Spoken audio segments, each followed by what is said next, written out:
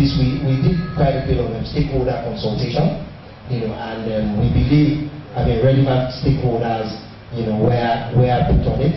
I think the Export Promotion Council is also a very important government agency, and I would imagine that in such an entertainment city as we envision, there will probably be some representation where some of the visitors which will attract, particularly from the international end, who have an opportunity to go to that desk or go to that office and it serves again as a one-stop shop investment center, which the federal government has also been trying to project.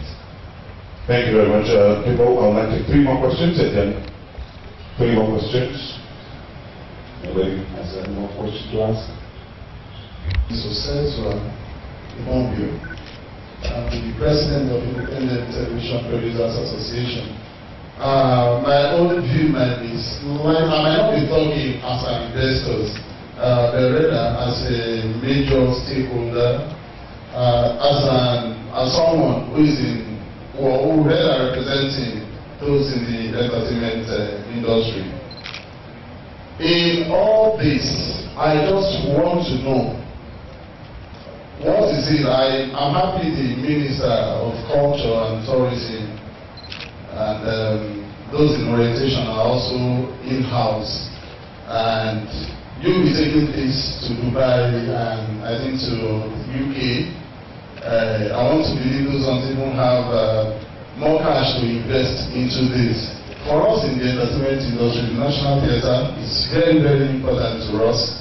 I, as a film producer, if I shoot a film, I want to show New York, I have a shot I will need, I will use to depict it, and when every other person sees it, they know this is New York. What we use to represent Nigeria is the National Theatre.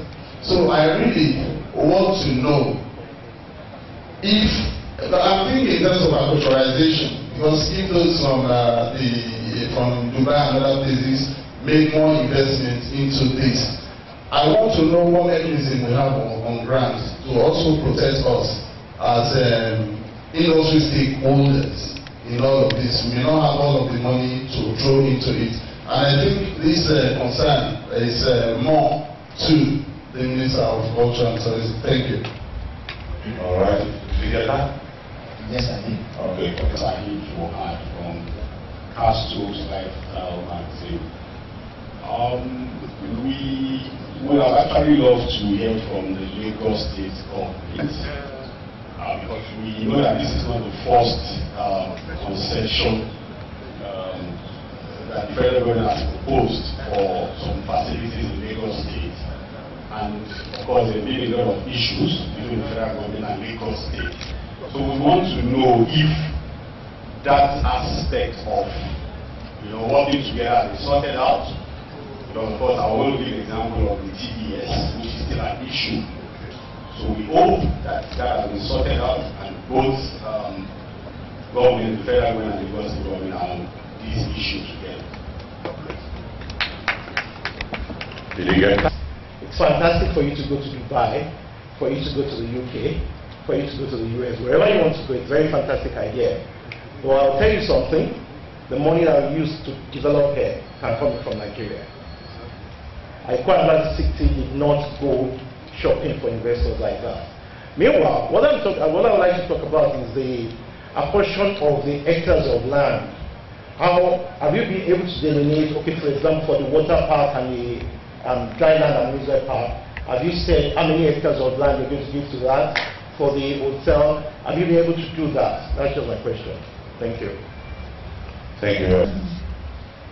Today we have we're not an island, we're not in isolation. We've seen a lot of infrastructure projects as well as energy projects recently, even in oil and gas as well. And we've seen a lot of finance going into this. And monies have come out from multiple sources. We've seen monies from our local banks here, and we've seen monies raised abroad for the power deals and the oil and gas deals, which are some good, significant billions of dollars. Without saying that we the local capacity is maxed out, because capacity is created every day. One of the reasons we chose to launch this roadshow from Nigeria is because we believe that we need to start from here and first and foremost talk to our own investors here. So the rest of it is complementary, and like you said, it's a good idea to make this as global as possible because money is global, right? So it just follows good ideas. Okay. To answer the second question, yes, we have delineated specific built-up areas for each of the projects. Unfortunately, my slide is off now because I think they're trying to load the video. But we have actually done that. I can't see off the top of my head what has been apportioned for, say, the water bath. But for each project, we have specific to the letter square meters, hectares for each one. We've also gone to beyond the space allocation in line with planning, Lagos State planning approval guidelines, which will bring me to the next measure. We have also specified what the built-up areas for each of those facilities will be. Okay, so yes, we have that detail, and then the presentation will be available, so I'm sure you'll be able to get that specific from that. To move on to the Lagos State end, we understand even though this is a federal government initiative, it sits in the heart of Lagos, so we're natural partners with Lagos State. To get where we are, there's been a lot of consultation. Like I mentioned, there's a lot of stakeholder involvement and consultation. Lagos State is very much a part of this, and I think His Excellency Governor Fashola is only not here because he had some prior appointments. But yes, Lagos State is very much a part of this, and they continue to be a partner. To again make it specific, we've come up with conceptual designs and drawings. We can't do this in isolation of the Lagos State planning. For some of the examples you gave, like the TBS or maybe the federal sector, some of the issues there, are because you must still come to Lagos to get your planning approvals. So yes, we're in consultation with Lagos. We've taken the plans to them. They've guided accordingly. We've ensured our conceptual designs are in line with priority planning approvals, and they're actually also a member of the steering committee, driving this. So yes, we're very much in bed with Lagos. The third question, I would leave most of it, since I think he particularly wanted the Honorable Minister to deal with that. But I would say, before I allow him to say, the concession is largely the concessioning of the fallow land around the National Theatre. And this itself is being done to boost and complement the existing National Theatre as we know it, which is our national pride, and particularly for those in the arts, we recognize the attachment and sentiments which they have. So the entire initiative is actually promoting our culture and ensuring that we sustain the image and what it stands for from the artistic view.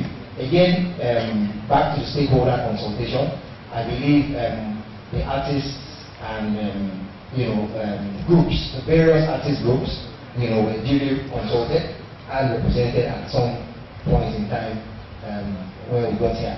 But I'll allow the Honorable Minister to. Okay, so if I answer your question, then I think that we're home and dry. Thank you very much. Thank you very much. A big round of applause for people being talking. Who can do better than that? Please. It's not easy to stand here for about 20-30 minutes talking and fielding questions.